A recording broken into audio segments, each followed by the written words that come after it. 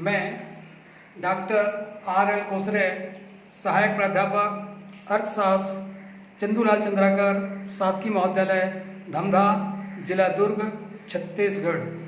आज मैं आपके बीच MA सेकेंड सेमेस्टर का पेपर फर्स्ट माइक्रो इकोनॉमिक्स के अंतर्गत मूल्य निर्णय टॉपिक को आपके सामने प्रस्तुत कर रहा हूँ। इस पर हम चर्चा करेंगे।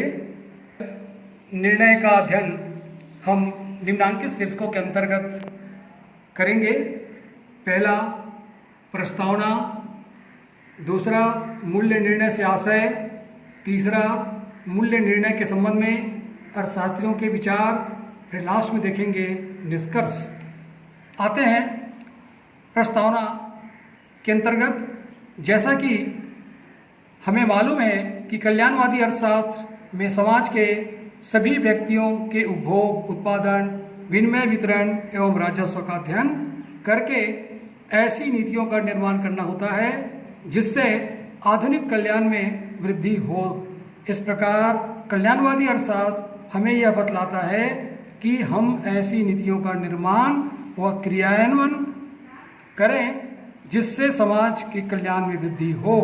इस प्रकार जो नीतिगत निर्णय लिए जाते हैं उसे हम मूल्यगत निर्णय कहते हैं। जैसे कि उदाहरण के लिए है सरकार द्वारा बनाई जाने वाली करारोपण नीति। इस नीति के तहत सरकार आय को बढ़ाने के लिए करों में वृद्धि करती है।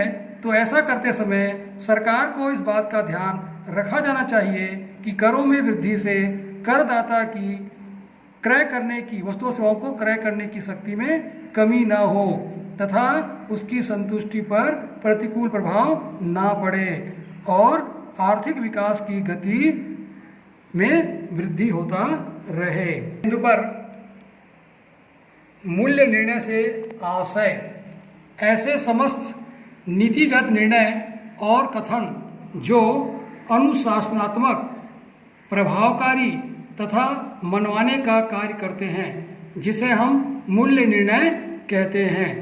डॉक्टर ब्रांड के अनुसार एक निर्णय मूल्य निर्णय होता है यदि वह किसी अच्छी चीज या आवश्यकता के लिए होता है। जैसा कि आज वर्तमान स्थिति में कोरोना महामारी के दुष्परिणाम से बचने एवं इसको नियंत्रित करने के लिए केंद्र व राज्य सरकार द्वारा लिए जाने वाले निर्णय मूल्य निर्णय होंगे। भले ही इस निर्णय को कुछ लोग वर्तमान परिस्थितियों को देखते हुए आवश्यक समझते हैं, तो कुछ लोग इसकी प्रशंसा कर रहे हैं, तो कुछ लोग इसकी निंदा भी कर रहे हैं। किंतु सच तो यही है कि वर्तमान परिवेश में जनहानि से बचाने के लिए एवं सुरक्षा प्रदान करने के लिए सरकार द्वारा लिए गए निर्णय अनुशासनात्मक, प्रभावकारी एवं मूल्यवान है। इसलिए इसे हम मूल्य निर्णय कहेंगे।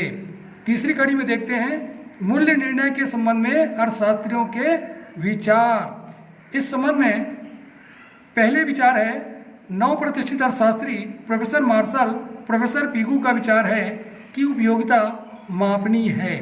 उपयोगिता को इकाई के द्वारा अथवा संख्या के द्वारा मापा जा सकता है तथा एक वस्तु का दो व्यक्तियों के द्वारा उपभोग करने पर उसकी तुलना की जा सकती है।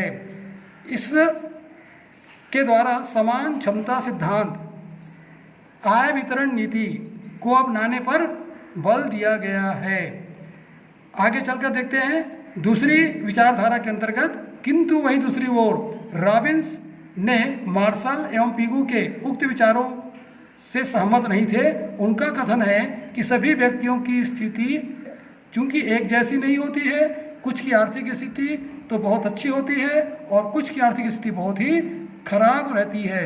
इसलिए सभी व्यक्तियों की उपयोगिता अंतर व्यक्तिक तुलना करना उचित नहीं होगा और ये संभव भी नहीं है। विचारधारा की इस तीसरी कड़ी में पेरेटो ने कहा है अंतर वैयक्तिक तुलना से बचने के लिए क्रमवाचक संख्यात्मक माप विधि को अंगीकार किया है।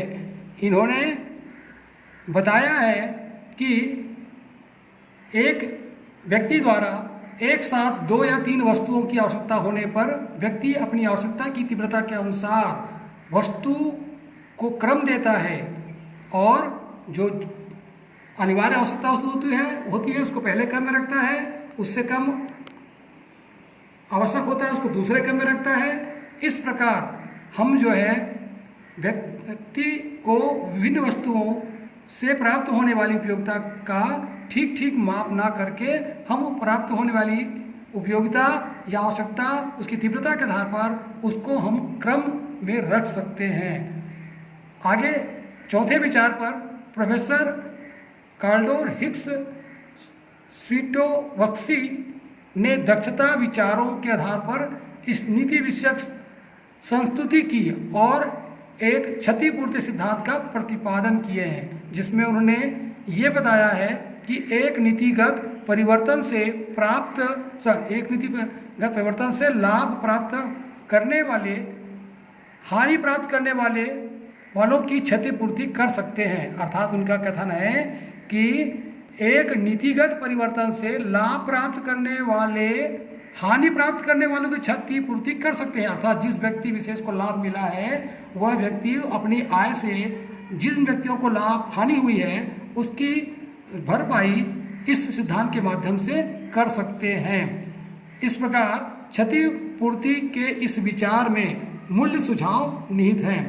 आखिरी में है एरो तथा सैमुअल्सन का विचार। इन अर्थशास्त्रियों का भी मत है कि मूल्यगत निर्णयों का समावेश किए बिना कल्याण अर्थशास्त्र में कोई अर्थपूर्ण प्रतिस्थापना नहीं की जा सकती है। अंत में निष्कर्ष बतौर यह कह सकते हैं कि उपर्युक्त विवेचन से स्पष्ट है कि कल्याण अर्थशास्त्र नीति शास्त्र से अलग नहीं है तथा अंतर्वैयक्तिक तुलनाएं या मूल्य निर्णय से अर्थशास्त्र को अलग नहीं किया जा सकता। सभी प्रजातांत्रिक देश कल्याणकारी राज्य के आदर्श को अपनाते हैं और मूल्यगत निर्णय जैसे मुक्त शिक्षा, धनी लोगों पर अधिक कर, नशीले पदार्थों पर भारी शुल्क, अनिवार्य राष्ट्र बीमा इत्यादि निर्णय लेकर तथा इसका क्रियान्वयन करते हुए जनता के कल्याण में वृद्धि की जा सकती है। इस प्रकार आज का हमारा यह जो चैप्टर है यहीं पर समाप्त होता है। मुझे आशा है कि ये चैप्टर से आपको कुछ न कुछ लाभ प्राप्त होंगे, ऐसी मेरी कामना है। धन्यवाद।